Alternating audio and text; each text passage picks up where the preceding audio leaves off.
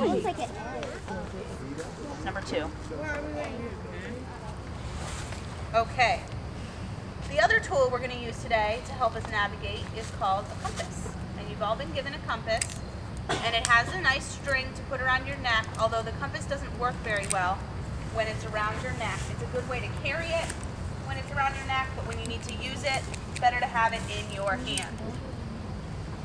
Compass is always held flat like this in your hand. Everyone show me that you can do that. I'm going to trade with you. Trade. Okay? And I want to show you some of the parts of the compass, and I'm going to use my giant size one to help you. Your compass has the rectangle part on the bottom called the base. Printed on the base is an arrow called the direction of travel arrow. As you spin it, you'll see this other red arrow. And then the third part is inside the dial is a needle. Half of it's black, half of it's red, and it turns as well. Now you can turn the dial. Can you make the needle move? Can you force the needle to move? No. Why is the needle moving? It moves on its own. Why is the needle moving when you move the compass around? You know?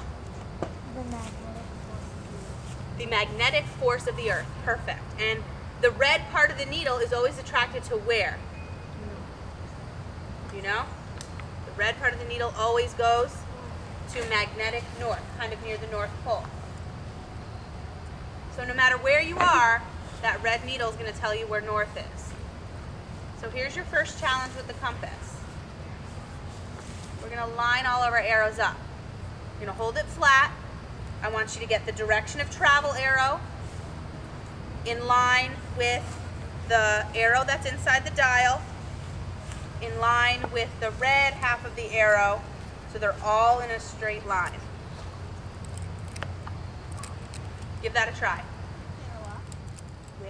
With the other two arrows. Can you get them all lined up together? Perfect. Oops, sorry. Good. So what is that telling us now that we've lined that up? What is that telling us with the compass? Telling us? It's telling us north is that way. So when you're standing with your compass, north is that way. So what else does that tell us? The black arrow is pointing behind us to the south. What direction is to my right? East. That way is? East. West. You're very confused. Take time. Look at your compass. Is there a clue on your compass that can help you when you have them all lined up? The E, east. That means to the left is? West. Okay? Now, so we're going to just use the compass to line up north. There's a lot more that you can do with the compass, but we're not going to spend the time to do that today. This is basic compass class. Now that you have everything lined up, there you go. Now we're going to line it up with one more thing. I would like you to line it up with that little arrow on the bottom corner of your map. So you're going to place your compass right on top of your map so that all those 3 arrows on your compass that you lined up are also in line and going in the same direction on the map. What did you have to move to get it to line up? You had to move the map too. So now your map is aligned to north. If you look at where we are, knowing where north is now, and remember where we are on the map,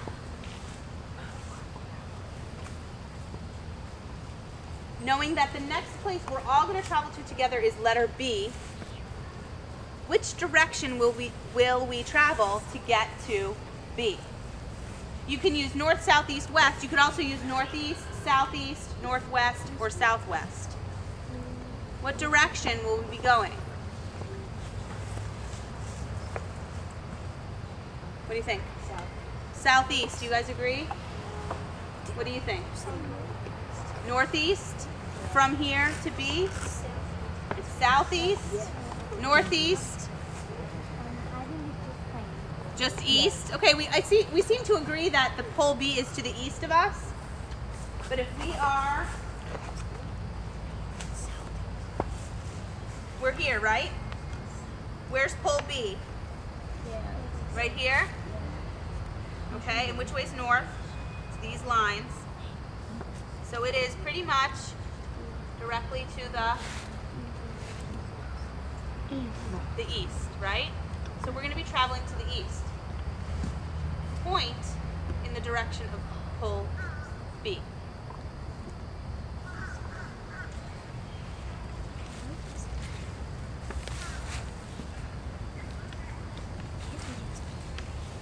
I don't see everybody pointing. So if we line this up to north, which way's east? That way. That way. So when we're ready to go, we're going to head that way looking for pole B. When we get to pole B, and then you have a next pole to find, you're going to reline everything up with north, figure out are we traveling north, south, east, or west, figure out some features on the map that you want to find, like buildings or trails that are nearby, and then go to your second pole.